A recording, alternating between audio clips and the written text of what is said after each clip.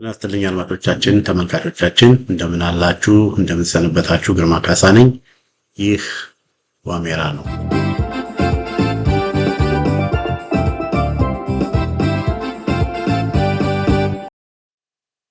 በዛሬው የዋሜራ መርሃ ግብራችን የአድዋ በዓልን አስመልክቶ የመጀመሪያው ክፍል ዝግጅት እናደርጋለን በአገር ውስጥ ያላችሁ ከሀገር ውጭ ያላችሁ ኢትዮጵያውያን በሙሉ አፍሪካውያን በሙሉ ፎርዛት ማተር እንኳን ለ130ኛው ዓመት የአድዋ በዓል አደረሳችሁ አደረሰን እላለሁኝ።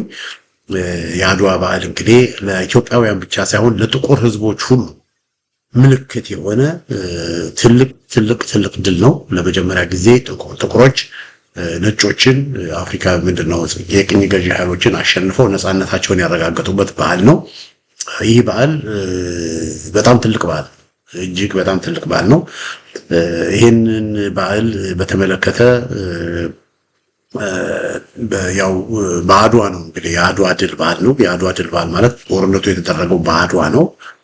ጦርነቱ በአድዋ ከመደረጉ በፊት ደግሞ ጃንሆይ አጤ ሚኒሊክ ኢትዮጵያውያንን በሙሉ ከተለያየ ቦታ እንዲሰባሰቡ ሁሉም የያዘውን ይዞ ለሀገር ትወራለች ሃይማኖት ተደፍሯል ብለው ጥሪ አቅርበው በዛ እሳቸው ባደረጉት ጥሪ መሰረት ወረይሉ እንገናኝ ብለው ጥሪ አቅርበዋል። ስለዚህ በዚህ በአድዋ ጦርነት ውስጥ እንግዲህ ወረይሉና አድዋ ትልቅ ቦታ አላቸው። ሌሎች ቦታዎችም እንደና አምባለጌ፣ መቀሌ በብዙ ቦታዎች ውጊያ የተደረጉባቸው ቦታዎች አሉ። ነገር ግን ወረይሉ የኢትዮጵያ ጦር ዘር ሃይማኖት ሳይለይ ሁሉም ከተለያየ ነገር ከተለያየ ክፍለ ሀገር ሁሉም ተሰብስበው የት ነው የመጡት? ወረይሉ ነው የተገኙት። ከወረይሉ ነው እንግዲህ ወደ ደቡብ ያለው በሙሉ ከወረይሉ ነው ወደ ሰሜን የተመመው ማለት ነው። ባጼ ሚኒሊክ አዝማችነት ወረይሉ ትልቅ ታሪካዊ ቦታ ናት። ከወረይሉ በተጨማሪ ደግሞ አድዋ ትልቅ ታሪካዊ ቦታ ነው እና በአድዋ ይሄ በዓል ከምንም ነገር በላይ አድማጮቻችን ተመልካቾቻችን በአድዋና በወረይሉ የበለጠ መከበር ነበረበት። ነገር ግን ያ አልሆነም። ወደፊት እግዚአብሔር ቢፈቅድ ለሀገር የሚያስብ ሀገርን የሚወድ ኢትዮጵያን የሚወድ መንግስት በሚመጣበት ጊዜ ወደፊት በአድዋና በወረይሉ ትላልቅ የአድዋ በዓላት ይከበራሉ ማለት ነው። ሊከበሩ ይገባል እና እነዚህ ሁለቱ ቦታዎች በጣም ቁልፍ ቦታዎች ስለሆኑ እንግዲህ አድማጮቻችን ይሄ በዓል 130ኛው የአድዋ በዓል በአዲስ አበባ የመንግስት በዓል ሆኖ በቃ የኢሰፓ የብልጽግና ጉባኤ ይመስል የብልጽግና ስብሰባ ይመስል የብልጽግና ሰዎች ተሰብስበው ነው እንግዲህ በዓልን ያከበሩት። የአዲስ አበባ ህዝብ የኢትዮጵያ ህዝብ የአድዋ በዓልን እንዲያከብር የተከለከለበት ሁኔታ ነው ያለው። ስለዚህ የአዲስ አበባ ህዝብ የአድዋ በዓልን አላከበረም። ይሄ ጸረ አድዋ የሆነ መንግስት፣ ጸረ ኢትዮጵያ የሆነ መንግስት፣ ጸረ ህዝብ የሆነ መንግስት ኢትዮጵያውያን ንግስታቸውን እንዳይዘክሩ የአባቶቻቸውን የአያቶቻቸውን የቅድመ አያቶቻቸውን ገድል እንዳይዘክሩ በጉልበት ስልጣን ስለያዙ በጉልበት የኦሮሞ ብልጽግናዎች ኦነጋዊ የኦሮሞ ብልጽግናዎች የአዲስ አበባ ህዝብ እንደለመደው ሁሉ ጊዜ ሲያደርግ እንደነበረው በሚኒሊክ አደባባይ በጊዮርጊስ የአድዋን በዓል እንዳያከብር ተደርጎ ነው የዚህ ዓመት የአድዋ ቀን ያለፈው እና ይሄ እንግዲህ አንዱ የአድዋ ድል ያመጣልን ነገር ትልቁ ነገር ነፃነታችንን ነበር። ነገር ግን በአድዋ ቀን ነፃነታችንን ተነፍገን በአገራችን የሀገራችንን ባንዲራ እንዳናውለበልብ ተደርገን በጣሊያን ጊዜ ከነበረው የባሰ ነፃነታችንን ተነፍገን አንገታችንን ደፍተን የዋልንበት ቀን የአዲስ አበባ ህዝብ አንገቱን ደፍቶ ነፃነቱን ተነፍጎ የሀገሩን ሰንደቅና የሀገሩን ባንዲራ እንዳያውለበልብ ተደርጎ በሀገሩ በከተማው እንደ ባሪያና እንደ ቅኝ ተገዢ ሆኖ አንገቱን ደፍቶ የዋለበት የውርደት ቀን ነበር። የካቲት 23 2018 ዓመተ ምህረት በአዲስ አበባ የድል ቀን ማስታወስ በሚገባበት ቀን የአዲስ አበባ ህዝብ ግን ተዋርዶ የዋለበት ቀን ነበር። ተዋርዶ የድል ቀን ሳይሆን የካቲት 23 2013 2018 ዓመተ ምህረት ለአዲስ አበባ ህዝብ፣ ለኢትዮጵያ ህዝብ የውርደት ቀን ነፃነቱን የተነፈገበት ቀን፣ ክብሩን የተነፈገበት ቀን የካቲት 23 2018 ዓመተ ምህረት የአድዋ መንፈስ የጨለመበት፣ የአድዋ መንፈስ የተደበዘበበት፣ የአድዋ መንፈስ ከ130 ዓመት በፊት ኢትዮጵያውያን ክብራቸውን ጠብቀው፣ ዲግኒቲያቸውን ጠብቀው፣ ማንነታቸውን ጠብቀው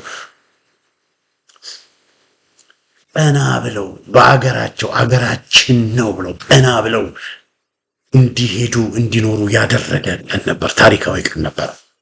ነገር ግን ያ ክብር በአሁኑ ጊዜ ኢትዮጵያውያን ተወስዶብናል። በአገራችን አገር እንደሌለን፣ በቅያችን ቅይ እንደሌለን፣ በከተማችን ከተማ እንደሌለን ተደርገናል። ያለው ሁኔታ ነው። አድማጮቻችን፣ ተመልካቾቻችን እና የአዲስ አበባ ህዝብ በጊዮርጊስ በዓሉን እንዳያከብር ተደርጎ ነው ያለው። ይሄ በጣም ያሳዝናል። ይሄ ግን ወደፊት እንደዚህ አይሆንም። አድማጮቻችን፣ ተመልካቾቻችን ይሄ ዘረኛና ክፉ ጸረ አጼ ሚኒሊክ፣ ጸረ እቴጌ ጣይቱ፣ ጸረ አድዋ፣ ጸረ ኢትዮጵያ፣ ጸረ ሰንደቃችን የሆነ ክፉ አረመኔ የኦሮሞ ብልጽግና ከከተማችን ከአዲስ አበባችን ነቅለን ስናስወጣው ያኔ በክብር የአድዋን በዓል በደመቀ ሁኔታ ባለ ሁኔታ በደመቀ ሁኔታ እንከብራለን። ማንም ሳይከለክል፣ ከልካይ ሳይኖር የኢትዮጵያ ሰንደቅን ለብሰ ነው የኢትዮጵያ ሰንደቅን እያውለበለብን የኢትዮጵያ ሰንደቅን በቃ ከተማዋን በሙሉ በአረንጓዴ ቢጫ ቀይ ሰንደቅ አሸብርቀን በእምዬ ምኒልክ ሐውልት በጊዮርጊስ በደማቅ ሁኔታ ከዚህ በፊት ስናደርገው ከነበረ በብዙ እጥፍ ያንን በዓል እናከብራለን። አድማጮቻችን፣ ተመልካቾች የሚያስፈልገው ምንድነው? ትግልና ይህንን ክፉና አረመኔ አገዛዝ መገርሰስ ነው። እንግዲህ ወደዚህ ይህንን ካልኩኝ ዘንዳ ምንድነው የሚለው የምኒልክ ተወልዶ ባያነሳ ጋሻ ግብሩ እንቁላል ነበር ይህን ጊዜ አበሻ ይላል። ምኒልክ ተወልዶ ባያነሳ ጋሻ ግብሩ እንቁላል ነበር ይህን ጊዜ አበሻ። እኔ ግርማ ካሳ ስሜ ግርማ ካሳ ነበር። አፄ ምኒልክ ባይኖሩ ኖሮ እቴጌ ጣይቱ ባይኖሩ ኖሮ በእነዚህ የኢትዮጵያ አባትና የኢትዮጵያ እናት መሪነት ኢትዮጵያ ነፃነቷን ይዛ ባትቀጥል ኖሮ ይህን ጊዜ እኔ ስሜ ሮዶልፎ ወይንም ደግሞ ምንድነው ፔትሮቺኒ ነበር። ይሄን ስሜ ግርማ ካሳ ግርማ አልነበረም ስሜ። ግርማ ሳይሆን ስሜ ፔትሮቺኒ ወይንም ደግሞ ሮዶልፎ ወይም አዶልፎ ወይም ግራዚያኒ ወይም ማልጂኒ ወይም ካብሪኒ ወይም ደግሞ ኮንቲ ምናምን ነበር ስሜ እና ነገር ግን በአፄ ምኒልክ በእቴጌ ጣይቱ መሪነት እነዚህ ሁለት ታላላቅ የኢትዮጵያ መሪዎች እናታችን እቴጌ ጣይቱ፣ አባታችን እምዬ ምኒልክ በእነሱ ስራ በእነሱ አመራር ኢትዮጵያውያንን በሙሉ አስተባብረው ኢትዮጵያውያንን በሙሉ አንድ አድርገው ይህንን ክፉና ሊያጠፋ የመጣውን አገዛዝ ሊወር ነፃነትን ሊወስድ የመጣውን አገዛዝ በመመከታቸው እኔና ሁላችንም ነፃነታችንን ይዘን ቆይተናል። አንድ ድሮ ኢትዮጵያ በእርስ በርስ ጦርነት በተለያየ መልኩ ድሆችንን ድሆችንን ችግር ላይ ያለን ችግር ላይ ነን ያለን። በሌሎችም ሀገሮች እርስ በርስ ጦርነት ነበር። አሜሪካኖችን በብዙ እርስ በርስ ጦርነት አልፈዋል። ቻይናዎችን በብዙ እርስ በርስ ጦርነት አልፈዋል። እና እንደማንም ማህበረሰብ እኛም አንዳንዴ በውስጣችን ሰይጣን ገብቶ እርስ በርስ እየተጋደልን በዘር በሃይማኖት ተከፋፍለን ብዙ ነገር ውስጥ ወጥተን ድሆች ነው።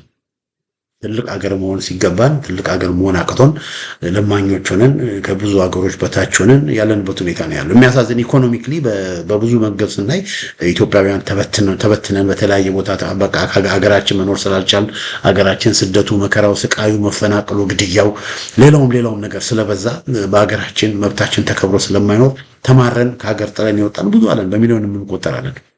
ኢትዮጵያ አሁን ያለችው ኢትዮጵያ የምታሳዝን ኢትዮጵያ ናት። ኢትዮጵያ ናት፣ የተጎሳቆለች ኢትዮጵያ።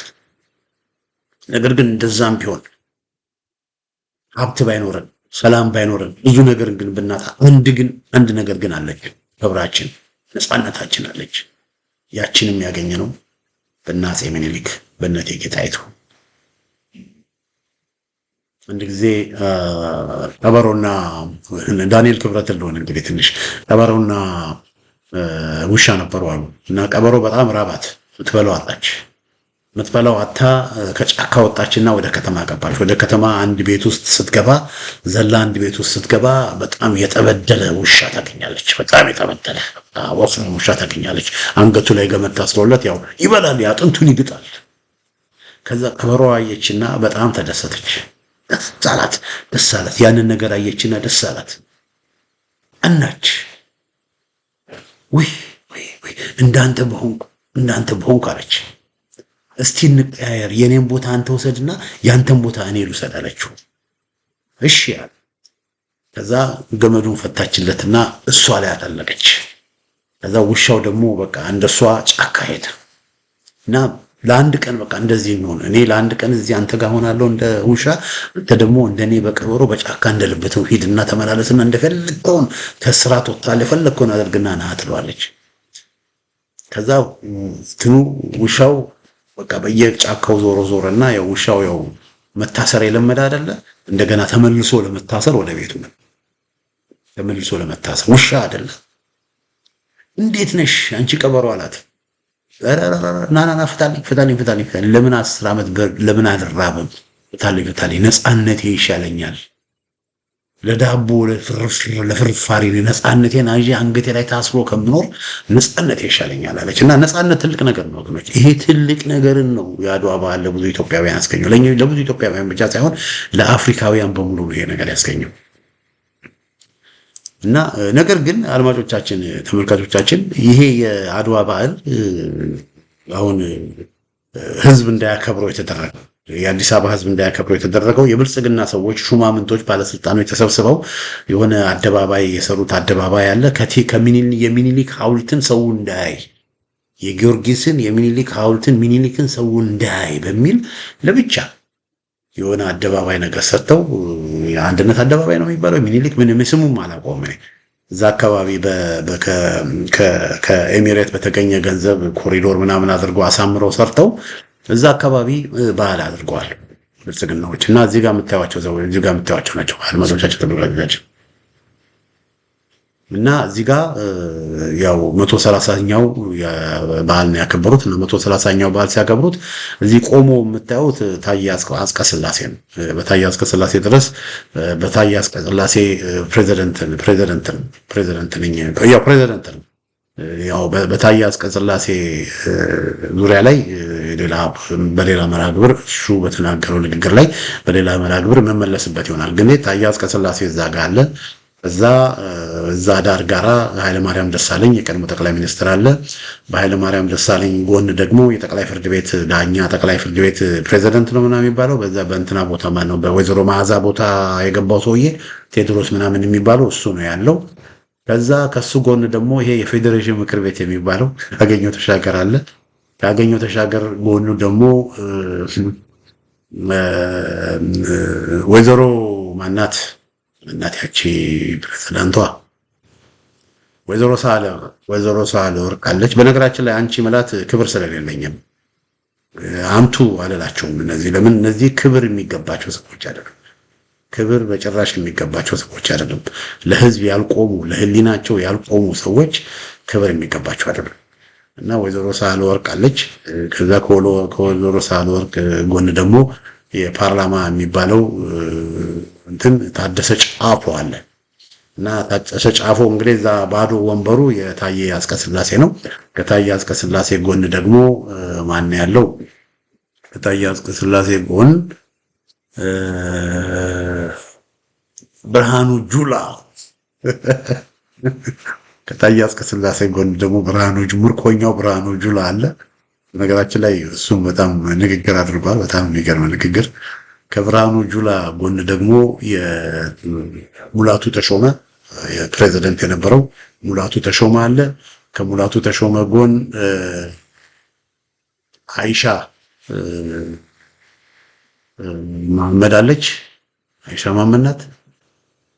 ከሙላቱ ተሾመ ጎን አይሻ መሐመድ አለች።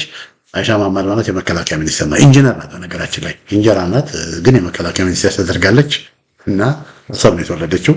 አይሻ መሐመድ አለች። ከአይሻ መሐመድ ጎን ደግሞ አዳነች አቤቤ አለች። እና እዚህ ጋራ አድማጮቼ፣ ተመልካቾቼ ልብ እንድትሉልኝ የምፈልገው ይሄ እነዚህ የመንግስት ባለስልጣናት ሁሉም የመንግስት ባለስልጣናት አሉ። እንግዲህ አሁን ትልቁ ጥያቄ ምንድን ነው? እነዚህ የመንግስት ባለስልጣናት ውስጥ አብይ አህመድ የት ነው ያለው? ሽመልስ አብዲሳ ጽሕፈት ቤቱ አዲስ አበባ ውስጥ ነው። ያው በጉልበት አዲስ አበባ ከተማን የኦሮሞ ክልል እንትን አድርገው የለ ምንድን ነው የኦሮሞ ክልል መቀመጫ አድርገዋት የለ በግዳይ አዲስ አበባ ውስጥ ነው ያለው። እና የት አለ ሽመልስ አብዲሳ እዚህ ውስጥ? ለምን የአድዋ በዓልን ለማክበር ሽመልስ አብዲሳ እዚህ አልመጣም? ለምን አብይ አህመድ የአድዋን በዓል ለማክበር እዚህ አልመጣም? እነዚህ ሰዎች አብይ አህመድ ማለት ሪዞርት ለማስመረጥ ከክፍለ ሀገር ወደ ክፍለ ሀገር ከቦታ ወደ ቦታ የሚሽከረከር ነው ሰውዬው። ሪዞርት ሆቴል ቤት ለማስመረቅ ጊዜ ያለው ሰውዬ፣ ፓርክ ለማስመረቅ ጊዜ ያለው ሰውዬ፣ ለማይረባ ትርኪ ምርኪ ነገር ጊዜ ያለው ሰውዬ የአፍሪካ ኩራት የሆነውን የአድዋን በዓል ለማክበር እንዴት ጊዜ ያጣል? ጊዜ ስለሌለው አይደለም። ሽመልስ አብዲሳም ጊዜ ስለሌለው አይደለም። ነገር ግን እነዚህ ሰዎች የአድዋ በዓልንም እንደዚህ የሚያከብሩት ተገደው በቃ የፖለቲካ ስለሆነ ካላከበሩ ችግር ስለሚሆን የግዴታ ማክበር አለባቸው፣ ማስመሰል አለባቸው። ነገር ግን ዲዳውን እነዚህ ሰዎች የአድዋ መንፈስ ውስጣቸው የለም። የአድዋ መንፈስ ውስጣቸው የለም። ውስጣቸው ያለው የአድዋ መንፈስ ሳይሆን ውስጣቸው ያለው በ16ኛ ክፍለ ዘመን የነበረው የአባ ገዳ መንፈስ ውስጣቸው ያለው የአድዋ መንፈስ አይደለም ያለው። የአድዋ መንፈስ ማለት የአንድነት መንፈስ ነው። የአድዋ መንፈስ ማለት የፍቅር መንፈስ ነው። የአድዋ መንፈስ ማለት የዘር ልዩነት ሳይኖር ክፍፍል ሳይኖር ኢትዮጵያውያን በጋራ አገራቸውን ለማዳን በጋራ እጅና ጓንት ሆነው ተያይዘው መስዋዕትነት የከፈሉበት መንፈስ ነው። የአድዋ መንፈስ ማለት የአንድነት መንፈስ ነው። የአድዋ መንፈስ ማለት የመያያዝ መንፈስ ነው። የአድዋ መንፈስ ማለት የኢትዮጵያዊነት መንፈስ ነው። የአድዋ መንፈስ ማለት የነጻነት መንፈስ ነው። የአድዋ መንፈስ ማለት የክብር የዲግኒቲ መንፈስ ነው። የአድዋ ማለት ኢትዮጵያዊነት ማለት ነው። አንድ ታሪክ ልንገራችሁ። ቡራዮ ከተማን መቼም የማያውቅ ሰው ይኖራል ብዬ አላውቅም። ብዙ የማያውቅ ሰው ካለ ግን ቡራዮ ከተማ በተለይ ከአዲስ አበባ በስተምዕራብ ያለ ከተማ ነው። አሁን የሸገር ከተማ ውስጥ የተካተተ ማለት ነው። ቡራዮ ከተማ እንዴት ነው የተቆረቆረችው የሚለውን ጥያቄ ብዙ ሰው አያውቅም። ቡራዮ ከተማ እንዴት ነው የተቆረቆረችው? ቡራዮ ከተማ የአድዋ ተምሳሌት ናት። እዛ አካባቢ ባዶ መሬት ነበር። አፄ ሚኒሊክ ለኢትዮጵያውያን በሙሉ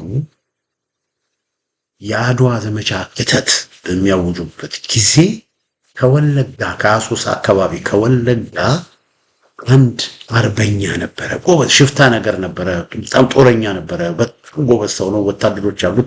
እሱ ሽፍታ ነው የነበረው። ቢሆንም ንጉስ ጥሪ ስላቀረቡ አብረውት የነበሩት ሰዎችን በሙሉ ሰብስቦ ከሱ ጋር የነበሩ ወታደሮችን ምንድነው አብሮ ከሱ ጋር የነበሩ ጦረኞቹን በሙሉ ሰብስቦ ቀጥታ ከወለጋ ወደ አዲስ አበባ መጣ።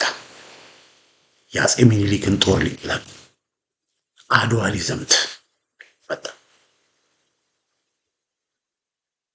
እና ይሄ ሰው አድዋ ሊዘምት ከመጣ በኋላ የት አካባቢ ይቀመጣል? ያው ቡራዮ የሚባለው ቦታ ይቀመጣል እና የዚህ ሰው ካምፕ ይሆናል ማለት ነው። ቡራዮ ይሄ የዚህ ሰው ወታደሮች ያሉበት ካምፕ ይሆናል። ከዛ ከተመለሱ በኋላ እዛ አካባቢ ካምፕ ይዘው ይቀጥላሉ። እና ያ ሰው ቡራዮ አርበኛ ቡራዮ። እኔ የቡራዮ የልጅ ነው ይህን ታሪክ የነገረኝ። እንደ አጋጣሚ ሆነ አሜሪካ የነበሩ ጊዜ ይህን ታሪክ የነገሩኝ ቡራዮ ቅድመ አያታቸው እንደሆነ ነግረውኛል። ብዙ ሰው እኔ አላላቅም ነበር፣ ይገርማቸዋል። እና ይህንንም ታሪክ በፌስቡክ ላይ ከዚህ በፊት ብዙ ጊዜ አጋርቼዋለሁ።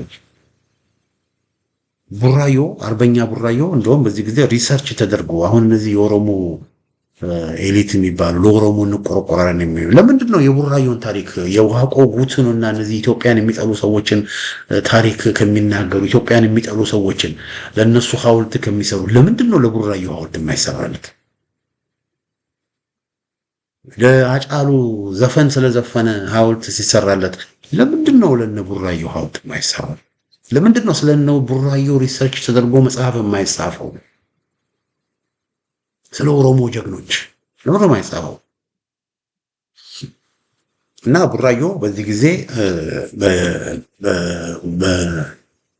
የአርበኛ ቡራዮ የእሱ ወታደሮች የነበሩበት ቦታ ነው እንግዲህ ቡራዮ የሚባለው ተብሎ እንደዚህ አንድ ሰው ነግሮኝ ሰምቻለሁ። እና ምን ለማለት ፈልጌ ነው ከተለያየ ቦታ ጉራጌ ከጋሞ ከተለያየ ቦታ ወደ ሰሜን በሚሄዱበት ጊዜ እነ ራስ አሉላ አባ ነጋ እነ ራስ መንገሻ ስዩም እነ ንጉስ ሚካኤል እነ ንጉስ ተክለ ሃይማኖት እነ ራስ መኮንን እነዚህ በሙሉ አንድ ላይ ሆነው ሁሉም ኢትዮጵያውያን በጋራ ሆነው ያመጡት ነው። እነዚህን ሁሉን ኢትዮጵያውያን ደግሞ በአንድ ላይ ያሰባሰቡት የደመሩት የመደመር ፖለቲካን እኮ ያሳዩን እኮ አፄ ምኒልክ ናቸው። አፄ ምኒልክ ስለመደመር አላው ግን መደመርን በተግባር አሳይተውናል። እነዚህን ሁሉ ደምረው አንድ ላይ በመቆማቸው ይሄው ትልቁ ተገኘ። ለአፍሪካ ሁሉ የሚሆን ተገኘ እና ይህንን መዘከር ለምንድን ነው እና አብይ አህመድ ያልፈለጉት? አብይ አህመድ አንድነትን ሴሌብሬት ማድረግ አይፈልጉም። እነሱ በተግባር የታየ መደመርን ሴሌብሬት ማድረግ አይፈልጉም። እነሱ ፎኒና ፌክ መደመርን በመጽሐፍ ላይ ያለ በወሬ ላይ የተመረኮዘ ፌክ የሆነ መደመርን የብልጽግና ፌክ የውሸት መደመርን ስለሱ ማውራት ነው እንጂ የሚፈልጉት በተግባር የታየ በተግባር የተገለጠ በተግባር በስራ በታሪክ የተጻፈ ትልቅ ውጤትን ያመጣ ለኢትዮጵያውያን በሙሉ ለአፍሪካ ለጥቁር ሕዝብ ኩራት የሆነን የመደመርን ነገር እውነተኛ መደመርን በጃንሆይ በእምዬ ምኒልክ የታየውን መደመር እና አብይ አህመድ ያንን መዘከር አይፈልጉም። ያን ሴሌብሬት ማድረግ አይፈልጉም።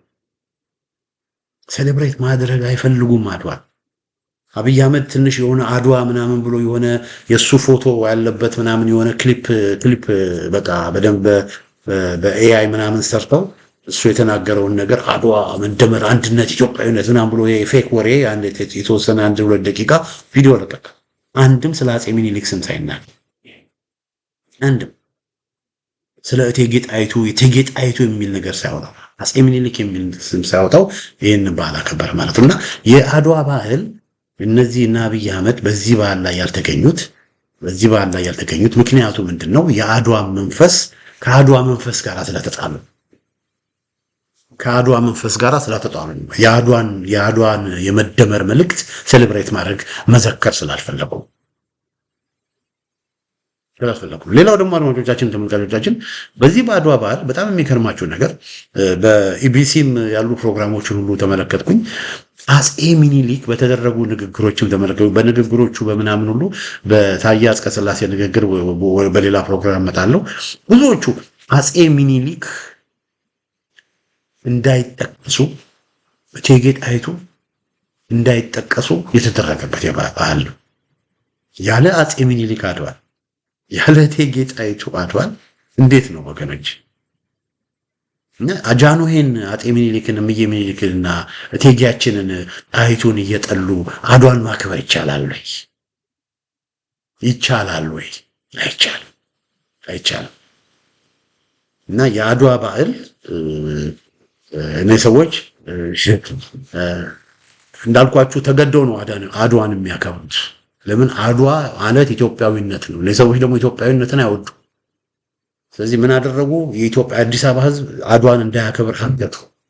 ከዛ በኋላ በዓላቶቹ በሙሉ የአድዋ በዓል በሙሉ እንዲወሰንና ኮንትሮልድ እንዲሆን አደረጉ።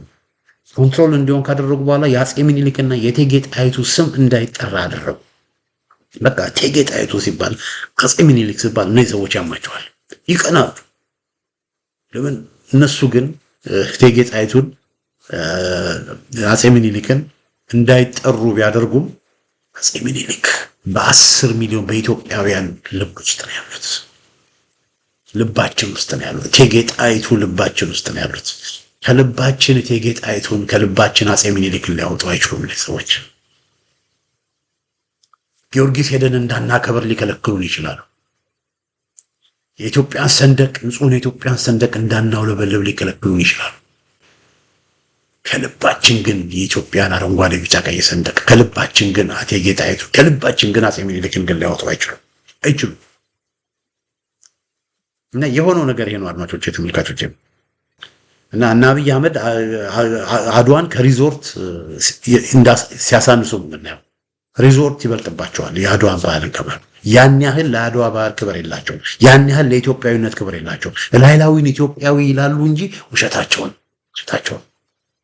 ውስጣቸው ጸረ ኢትዮጵያዊነት ነው ያለው።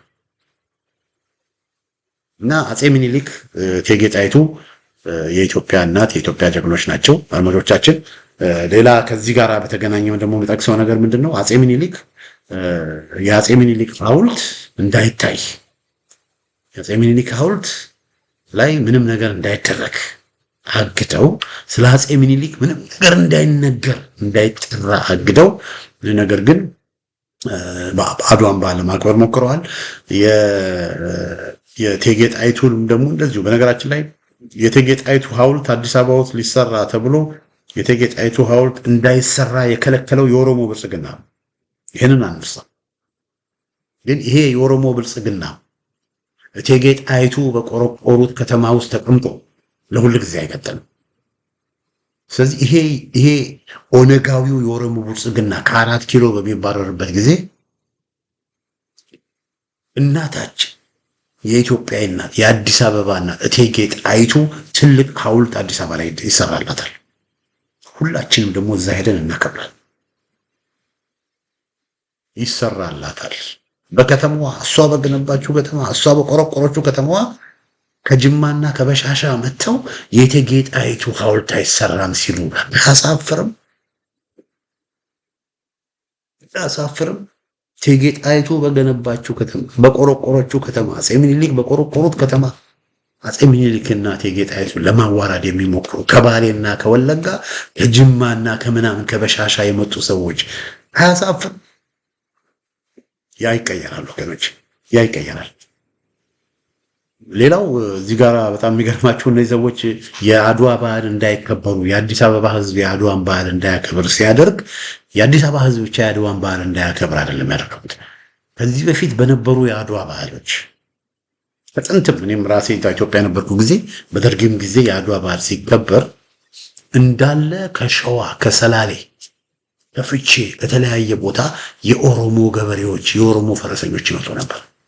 አያ ምኒልክ እያሉ የቱለማ ኦሮሞዎች ፈረሰኞች ይመጡ ነበር። ከአዲስ አበባ ውጭ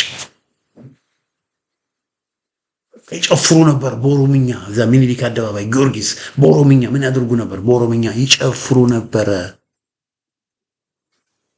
የሚኒሊክን የአድዋን በዓል ጊዮርጊስ ሚኒሊክ ሐውልት ጋር ኦሮሞ እየጨፈረ ያከብረው ነበረ። የቱለማ ኦሮሞ እየጨፈረ ያከብረው ነበረ። ለምን? የአጼ ሚኒሊክ መንግስት ማለት በቱለማ ኦሮሞዎች የተሞላ አጼ ሚኒሊክ ማለት ያለ ቱለማ ኦሮሞ አጼ ሚኒሊክ ማለት የአጼ ሚኒሊክ መንግስት አይጸናም። የአጼ ሚኒሊክ በርካታ ወታደሮች የቱለማ ኦሮሞዎች ናቸው። የሸዋ ኦሮሞዎች ናቸው። ከአጼ ምኒልክ ጋር ወታደራዊ አዛዥ ኮማንደር የነበሩ የጦር አዛዥ ፊታውራሪ ደጃዝማች የነበሩት በብዛት ኦሮሞዎች ነበሩ፣ የቱለማ ኦሮሞዎች። ስለዚህ የአጼ ምኒልክ ሌጋሲ ማለት የቱለማ ኦሮሞ ሌጋሲ ማለት ነው እና ከሸዋ ከተለያዩ ቦታዎች ከጥንብቢት ከአዳ ከፍቼ ከተለያዩ ቦታዎች አምቦ የኦሮሞ ፈረሰኞች አዲስ አበባ ይመጡ ነበረ። በዓሉን በኦሮሞ ፈረሰኞች በደመቀ ሁኔታ ነበረ በደርግ ጊዜ ሲከበር ነበር፣ ይሁን በኢህአዴግም ጊዜ። አሁን ግን ይሄ የኦሮሞማ ብልጽግና ከጅማና ከምናምን የመጡት የኦሮሞ ብልጽግናዎች የቱለማ ኦሮሞም ራሱ በዓሉን የሚፈልገውን የሚወደውን በዓል እንዳያከብር ነው ያደረጉት። እና ይሄ ነው የሆነው ደግሞ ወገኖች። እና የ130ኛው ዓመት የአድዋ በዓል በአዲስ አበባ በጣም በሚያሳዝን ሁኔታ ነው እንግዲህ ህዝቡ እንዳያከብር ተከልክሎ፣ በአዲስ አበባ ዙሪያ ያለው የቱለማ ኦሮሞ እንዳያከብር ተከልክሎ የብልጽግና በዓል የብልጽግና አከባበር ብቻ እንዲሆን ተደርጎ ኢትዮጵያውያን በቃ በልባቸው ነው የአዲስ አበባ ህዝብ አዲስ የሚኒሊክን የዘከረው እቴጌ ጣይቱን የዘከረው የአድዋን በዓል ያከበረው የአዲስ አበባ ህዝብ በልቡ ነው። እና ይሄ ነው እንግዲህ ያለው። አድማጮቻችን ተመልካቾቻችን እንግዲህ እንዳታዩአቸው አብይ አህመድ እና ሽመልስ አብዲሳ አዲስ አበባ ውስጥ ተቀምጠው በዓሉን አልተገኙ። ለምንድን ነው? የአድዋ በዓል እነሱ ከመናፈሻና ሆቴል ቤት ሪዞርት ከማክበር ያነሰ ነው። ያን ያህል ለአድዋ በዓል ክብርም የላቸውም። ስለዚህ ኢትዮጵያዊነት ሲሉ ውሸታቸው እነሱ ልብ ውስጥ ያለው የአባ ገዳ ታሪክ ነው።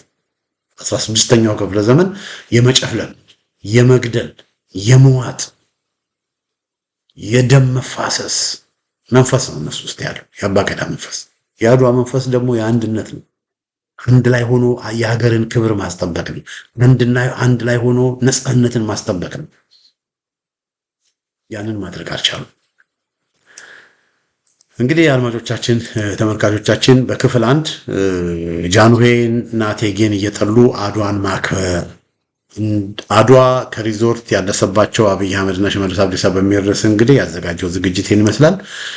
በሌላ ጊዜ ጣይ የአድዋ በዓልን አከባበር በተመለከተ መርሃ ግብር እስከምንገናኝ ደህና ሁኑ።